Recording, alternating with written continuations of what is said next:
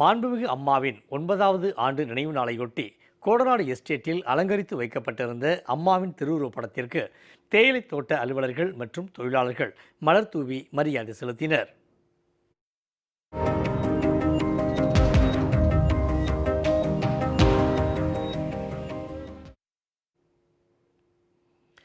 முன்னாள் முதலமைச்சர் மறைந்த மாண்புமிகு அம்மாவின் 9வது ஆண்டு நினைவு நாள் தமிழகம் முழுவதும் இன்று அனுசரிக்கப்படுகிறது. அந்த வகையில் நீலகிரி மாவட்டம் கோத்தகிரி அருகே உள்ள கோடநாடு எஸ்டேட்டில் பணிபுரியும் தேயிலை தோட்ட தொழிலாளர்கள் அம்மாவின் நினைவு நாளை அனுசரித்தனர். அங்கு மலர்களால் அலங்கரித்து வைக்கப்பட்டிருந்த மாண்புமிகு அம்மாவின் திருவுருவப் படத்திற்கு தொழிலாளர்கள் மலர் தூவி மரியாதை செலுத்தினர். அதனைத் தொடர்ந்து 2 நிமிடம் மௌன அஞ்சலி செலுத்தினர்.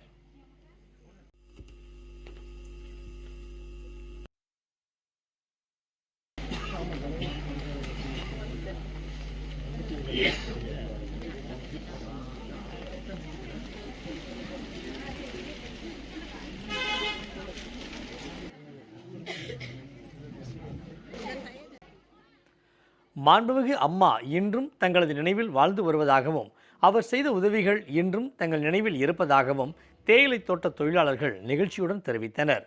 அம்மாவை போன்று புரட்சித்தாய் சின்னம்மா தங்களை வழிநடத்தி வருவதாகவும் தமிழகத்தையும் அவர் வழிநடத்த வேண்டும் என்றும் தொழிலாளர்கள் கூறினர். அம்மாவோட நினைவுனால அம்மா இறந்து 9 வருஷம் ஆச்சுங்க.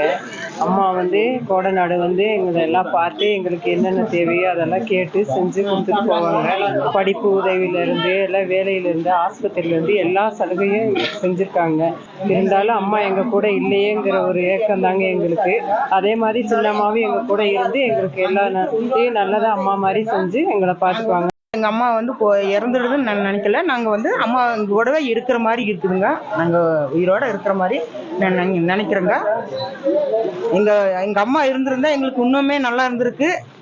இருந்தாலும் இப்போ எங்கள் சின்னம்மா எங்களுக்கு மீண்டும் பெரியம்மா செஞ்ச மாதிரி எங்களுக்கு எல்லாம் செய்யணுங்க. ஜெயலலிதா இங்கே வரும்போது சரி, எங்களுக்கு பார்க்கும்போது சரி, என்றைக்குமே எல்லாரும் சாப்பிட்டீங்களா, நல்லா இருக்கீங்களா, எல்லாரும் வேலைக்கு வரும்போது சாப்பிட்டு தான் வரணும் அப்படின்னு சொல்லி எங்களை நல்லா அக்கறையை விசாரிப்பாங்க. அவங்க 9 வருஷம் எங்களை விட்டு பிரிஞ்சது எங்களால் ஏற்றுக்கொள்ள முடியல.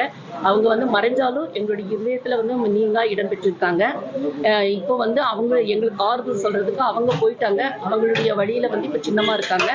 அவங்க வருங்காலத்தில் அவங்களும் வர எலெக்ஷன்ல அவங்க முதலமைச்சராக இருந்து எங்களை அதே அன்போடு பாசத்தோடு எங்களை நடத்தணும்னு சொல்லி அவங்களுக்காக வேண்டிக்கிறோம்.